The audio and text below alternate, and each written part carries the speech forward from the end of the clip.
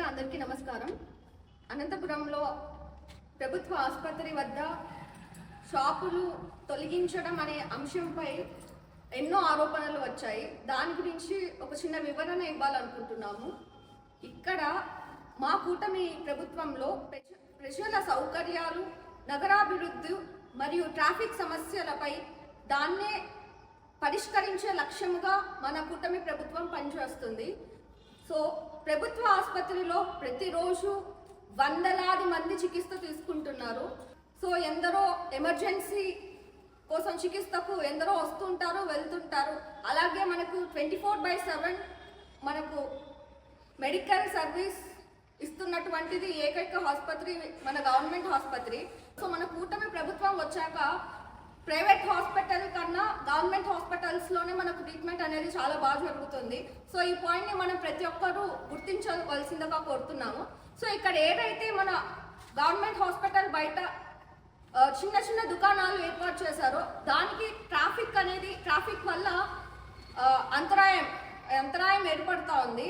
So ఇక్కడ మనం చూసుకున్నట్టయితే రోజు కొన్ని వేల మంది రోగులకు ట్రీట్మెంట్ అనేది జరుగుతూ ఉంటుంది. సో మొదటిగా ఇక్కడ అంబులెన్స్ ఎన్నో వందల అంబులెన్స్లు, యాక్సిడెంటల్ కేసెస్, ఎమర్జెన్సీ కేసెస్ ఇలాంటివి రాకపోకలు ఎన్నో ఉంటాయి. సో దీన్ని మనం ప్రతి ఒక్కరు గుర్తించవలసిందిగా కోరుతున్నాను. సో ఇక్కడ బయట షాప్స్ అనేది మీరు వేసుకున్నారు, దానికి ఎవరు ఏం మాట్లాడట్లేదు. సో మీరు మీ పిల్లల కోసం కష్టపడుతున్నారు. సో మీ పిల్లల ఎడ్యుకేషన్ కోసం మీరు కష్టపడుతూ ఏదో మీరు వ్యాపారం చేసుకుంటూ మీరు కొనసాగిస్తున్నారు, మీ జీవనోపాధిని కొనసాగిస్తున్నారు. సో మీ పిల్లల ఫ్యూచర్ డెవలప్ అవ్వాలి అంటే అనేతపుని మనం డెవలప్ చేసుకుంటేనే మన ఫ్యూచర్ కానీ మన ఫర్దర్ ఫ్యూచర్ జనరేషన్స్ కానీ డెవలప్ అవుతుంది. సో ఆ డెవలప్మెంట్లో భాగంగా ఏదైతే హాస్పిటల్ ముందర షాప్స్ ఏదైతే ఉన్నాయో దానిని తొలగించడం అనేది మనకి పైనుంచి వచ్చిన ఆర్డర్స్. సో ప్రతిదానికి ఎమ్మెల్యేపై అసత్య ఆరోపణలు చేస్తూ చిన్న వ్యాపారులు షెడ్లు తొలగించినారని ఎమ్మెల్యేపై వాక్యాలు చేస్తూ ఇదంతా తగదైతే కాదు.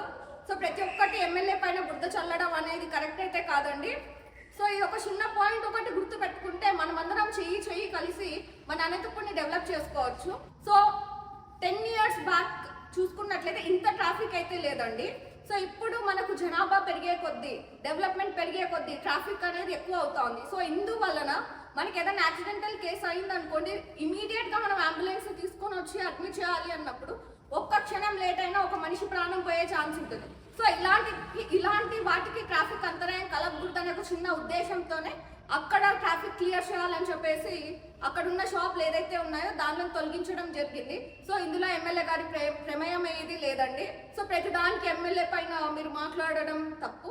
ఇక్కడ మన ఎమ్మెల్యే గారి పేర్లోనే ఉందండి, DVP, D for development, V for vision, P for progress. So ఇది మీరు గుర్తించినట్టయితే ఆయన పేర్లో ఏదైతే ఉందో అది మనం స్పష్టంగా మన అనంతపూర్లో అనేది మనం చూస్తున్నాము. డెవలప్మెంట్ చూస్తున్నాం, ఆయన ఎమ్మెల్యే అయిన తర్వాత ప్రోగ్రెస్ చూస్తున్నాం. సో ఆయన విజన్ ఏంటి అనేది మనకు క్లారిటీగా కనిపిస్తూ ఉందండి. Thank you.